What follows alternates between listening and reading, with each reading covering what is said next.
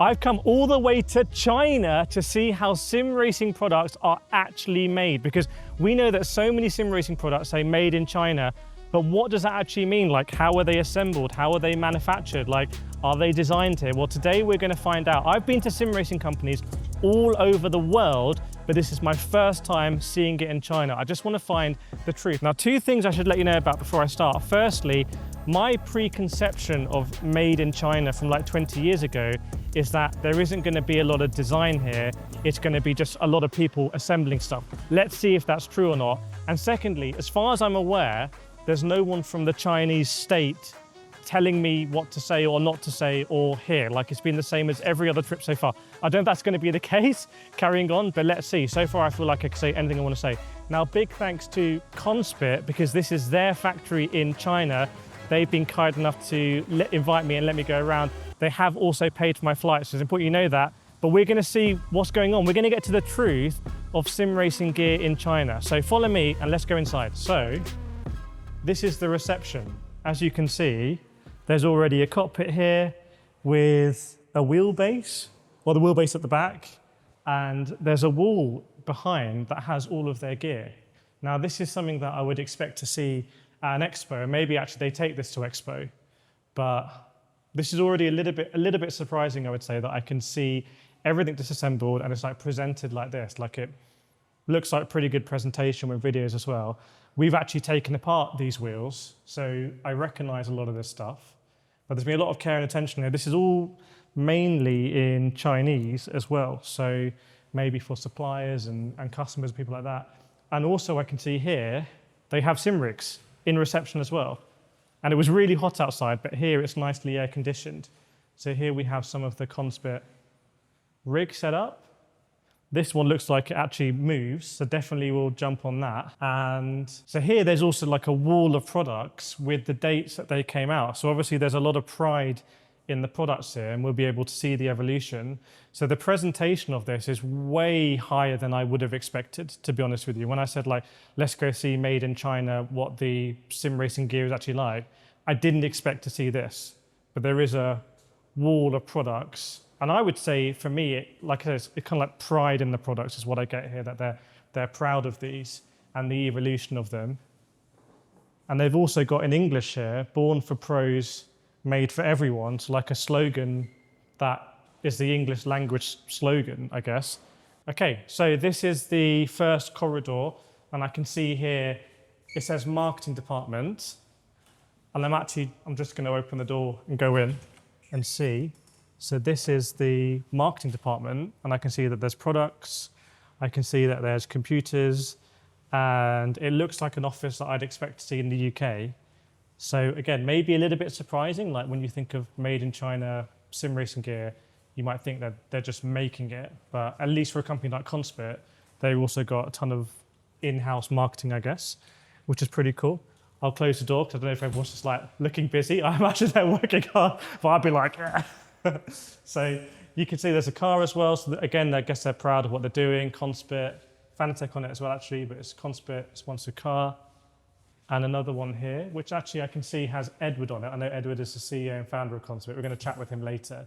So I imagine that's him. Ah, this is cool. Right, this is Research and Development Department. Again, when you think of made in China sim racing gear, you might not think of R&D. I guess you might think of just assembly. General Manager's Office, which I imagine is a role that's quite important for these sort of factories. And on the wall here, we've got people like Daniel Morad, who I've chatted with before, Eduardo Liberati, he might be doing Super Trofeo or something, Bastian Boost. I guess these are ambassadors of Conspit.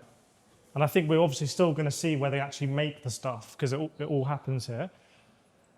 Yifei Yi, who's the hypercar driver for Ferrari, very fast driver. So they've got Chinese ambassadors as well. Finance, we won't go into finance, but Chief Executive Officer, given that he's invited us, I'm going to, whoa. Okay, he's not here. Let's have a look. We'll have to, I think that's a new product, so I have to blur it out. But this is his office. So you can see he's got his helmets and his little dudes. So he's got a head for a bell helmet. That's one of my favourite cons wheels, actually. 290 GPs, very nice wheel. And he's a big Ferrari fan and a big Lewis Hamilton fan, but also McLaren fan. And he's got a lot of signatures here. I've been lucky. I've been to a lot of CEOs' offices in sim racing, and some of them are a bit more boring than others. This one, you can even see on the lighting, if he's working late at night, I guess he has opposite his desk, he can see all of his sim racing stuff. So we're dealing with someone here who is actually a sim racer, which is quite cool. Again, maybe not what you would expect from a sim racing factory in China. I don't know. You let me know in the comments. Maybe I've got the wrong end of the stick. And obviously, sim rig in the office. I think that should be mandatory for any sim racing CEO. You need to have sim rig in the office. Okay, so I walked past this door earlier, but someone nudged me and said you should really go inside. So let's have a look. This door that doesn't have a thing on it, I guess they want to show it off. Let's see. Whoa. Okay, so this is unlike every other room I've seen. So hey, this is like a F1 simulator thing. So this is some sort of like music studio, but for sim racing. So I've got a sim rig in there with motion. I can see that it's vibrating. And here they've got telemetry. I guess it's live telemetry. They've got in-game camera, and that's sick. They've got the real camera. In fact, can I go in? Am I on the screen? Okay, so hopefully the microphone's going through, but like, yeah, sim rig here. I mean, sim rig's a bit of an understatement. They've got the nice wheel on it. It's got BenQ. I'm guessing maybe BenQ do the projectors. So it's surround projectors. Obviously goes behind your peripheral. It's really nicely air conditioned. Obviously a lot of expense has been put into this, and it's pretty crazy. Like I said, I've been to a lot of sim racing factories in Europe, and this is right up there with how good it is. So pretty crazy. I can see here it says Operation Studio. Let's come inside. Oh, so you can see here, I think that's where they're shooting products, and I think that one's new, so we'll have to blur it out. And here, after sales and maintenance department. Oh my God. Okay. Well, you're not have a guess right now what's going to be in here, because I don't think you're going to expect it. This is a car that I'm pretty sure is in this movie called Pegasus 3 that I watched yesterday, which I think is one of the biggest movies in China, and I think it's like the biggest ever like racing movie in China. It's a bit like Fast and Furious, and this is the car from it. And I'm guessing it's probably because there's a Conspit wheel in it. Let's have a look. Yeah, that's it. So I noticed in the movie as well that is the Conspit. Well, it looks like the 310 Apex wheel they do, but I think it's obviously a bit modified because they actually would have used it for this. It's a bit scuffed up, I guess, from the movie. And here there's a ton of products. I think it said after sales, so I don't know if it's maybe like repairs or something. But I can see products here that I recognise, like the Maxo 1 290 GP, and wheelbases down there as well, hubs. So this is getting a little bit more like what you might expect, like products being made and assembled and then shipped out. Right, okay. This is more like it. This is what I expect. So I can see stuff being packed. I can see what looks like a testing bench as well, for some hydraulic pedals here. So I guess they're being pressed. And, oh, there's wheelbases in there. Maybe we come in the other way. I've seen lots of wheelbases. Okay, I've been told that there's a CNC machine, which is what I really want to see. Yes. Okay, now we're talking. So this is the kind of stuff that when I've been to sim racing factories in Europe, they don't always have this kind of stuff on site. So we've got proper machining here. You can see, I believe this is a CNC with the bits on there. And also, or maybe a lathe, as Sam says. And maybe actually this is a CNC where you can see more bits coming out that'll be able to mill out aluminium. So we saw like some 3D printed stuff that obviously comes from like a CAD file. They can load the CAD file up, put it in here, put, I guess, like billet aluminium in and like mill it out, and they can create casings.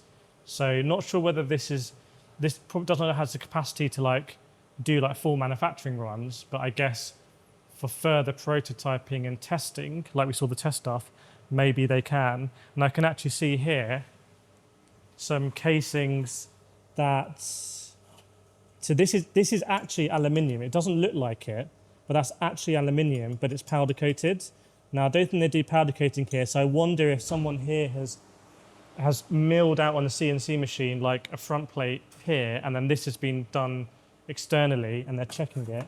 We can also see loads of shafts here, or extensions, it looks like, actually, maybe on the wheelbase. So that's pretty crazy. So this is getting to more like what I expected to see, actually, which is all this actual like manufacturing. And here, this looks like they're assembling rigs, cockpits. I think that's the baby seat, which is, I think Conspit are the only company that actually make like a baby sim rig with like a little baby handle. So that's super cute. Someone's ordered that. That's getting shipped out in the plastic bags. If you wonder how your sim racing gear gets shipped, that's how it happens. Oh, Sam, I've got to show you in here. Okay, wow. So there, this is obviously wheels. Well, wheels there, cables here. I guess getting tested, it looks like. I've seen this before in other factories, so I think it's testing all the LEDs and testing everything's worked. These are obviously fully assembled wheels, even with like the stickers on them. And then down here, this is how your sim racing wheels get made. So all of the bits are assembled and screwed together. So you'll have, if you want me to explain, you'll have like a back plate, you have a PCB, then you'll have a front plate, and you have the buttons all kind of plugged in, shifters, everything screwed, and then you have your final wheels. And you can actually see, Sam, here. This is the same front plate I showed you earlier, except now it has a Conspit logo on it. And it goes into, it literally seems like the packaging. Maybe these are approved ones, but this is more like it. This is pretty cool to see, actually, like how sim racing wheels are made. Because sim racing it's a niche, but it's quite big now, I would say. There's lots of wheels being sold, and those wheels have to be made somewhere, and this is actually how it happens. I've been lucky enough to disassemble wheels and see like how they come apart and how you put them back together again. And this is how it happens. It doesn't magically come out of a machine like assembled. Like it's in parts and need to be put together. So this is super, super, super cool. That was wheels, and it looks like this is pedals. Sam, have you ever seen so many pedals? This is like if you had a giant with a massive foot and you wanted to hit all these pedals like an accordion. So I'm guessing, again, these are like finished pedals of different specs. Some I recognize here, actually some I don't really recognize that, but it looks pretty cool. So those are pedals, and here, this is pedal assembly. Now what's interesting about Conspit is they do hydraulic pedals. So I imagine that actually this assembly line is a little bit different to maybe others because there's hydraulics, and I can see some pots there and some fluid maybe, but I don't know too much about it. Okay, this is quite cool. I asked if I could see how the hydraulic stuff is done. They said it's okay. But this is, I think, like bleeding it. And these are the chambers.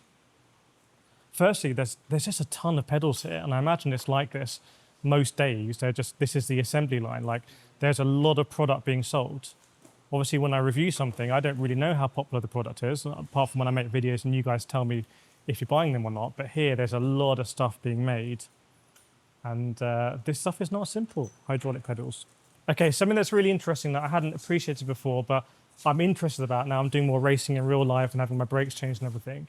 This is a big vacuum chamber, and it's vacuuming out the black cylinder that actually is the important part of the brake, right? That's where the hydraulic fluid goes, and that's what gives you that realistic feel from hydraulic brake. The red chamber is really interesting, like super interesting, because the red chamber has the fluid in it, and that's what they plunge.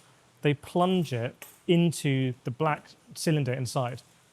So you can see fluid goes in, and they plunge it. So the black cylinder has been vacuumed, and then they plunge the liquid through the red cylinder. And what that means is, by the end of this process, the red cylinder is like basically empty from what I can see. So if I was to take apart a Conspit hydraulic pedal off the shelf, I'd expect it to be empty, but now I can see that the fluid has gone through it into a vacuumed cylinder. So when it sits in the cylinder that's important for the brake, there's no air in it. So I would never have known that. And we can see here there's some PCB, small PCB for the pedals that's being tested. So they're actually using what looks to be the Conspit software. So it's not any special testing software, it's the same software. And this is skilled work, make no doubt about it. Like, this is not simple assembly. It's not simple to assemble those hydraulic pedals. It's not simple to check these PCBs. So it's not the case that like standard components are just being bolted together. Like, I've just seen them actually make hydraulic pedals and plunge it and use vacuums. And here they're testing the PCBs as well. And now the assembly line makes sense. As the pedals, I guess, come down here, there might be some defective bits that are left or things to be inspected.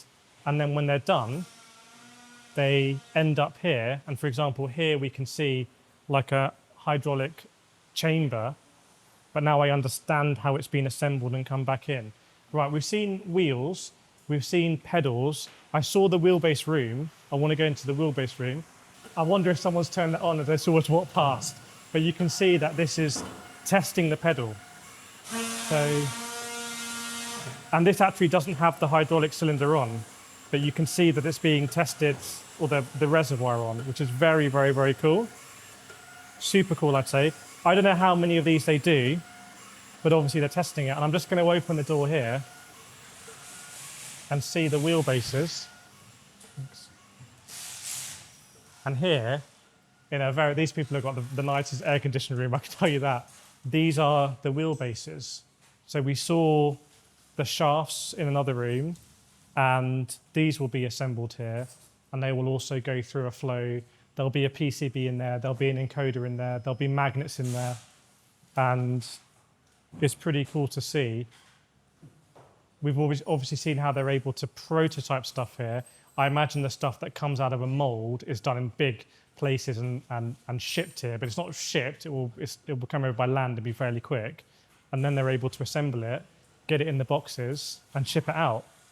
So there's a room here for wheelbases, there's a room here for pedals, and there's a room here for steering wheels, and we've seen the rigs assembled outside. I know that they're doing shifters, handbrakes as well, and other accessories like displays. They'll be a bit different, but for the main ones, this is how it's done. Right, let's see if there's any other rooms. So this is warehousing. I can see, oh, I wonder if those are the carbon fiber conspit things. Let's see. Yeah, so I know that's carbon fiber from the 300 GT wheel that I've used quite a bit. So it looks like they're inspecting it. The lady's taking out some sheets and having a look, because the way carbon fiber is made, it goes into a high pressure mold, and you don't really know what it looks like until it comes out, actually. I've seen how these things are made in England, but here you can see they're checking for any defects, deformities. In fact, I think here, I won't touch it, but if you come in close, there's an arrow, which is how it works in quality assurance. If they spot a defect, they'll put a sticker on it and they'll put it up there. So that's how that works. You can see here, Sam, as well, just be careful where you walk. There's also some QA going on, again, in the software, I guess, just to check like the encoder and everything is working. So that's all plugged up. It's the quality control department, where I guess they are, I would assume, some kind of like high level on products that have come off the line and are defective or something. They will have a look at it here, maybe returns as well. And here, this looks like, yes, so this is part, these will be rigs and stuff like that. So these are parts. In fact, let's go down here. See, in England, I'd have to be wearing a hard hat and everything. So here we can see QRs, the wheelbase side QR, the wheel side QR, and I guess they're made, they're shipped in, they go in these boxes, and then as the products are made and assembled, they get picked from here. There's mats here, Sam, there's carpets. As you can see, if you want a lovely conspit carpet. Oh, someone's come with a trolley, let's follow the trolley, let's go. So this gentleman, I assume, is literally making a rig.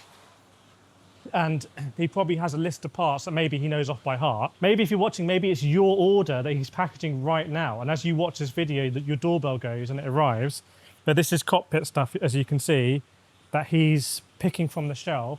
I've seen some pieces of paper that I think stuff is like checked in and out on, if that you can see here. So stuff is kind of checked in and out so they know where the stock is. There's also some, I did not expect to see this. There's some very nice wood. So something in the Conspit ecosystem has some very nice wood, like display box. Oh, okay. So for that high-end wheel, they've got a display box made of wood. Okay, I didn't know that. Okay, I've come to the end of the factory there's no more factory left.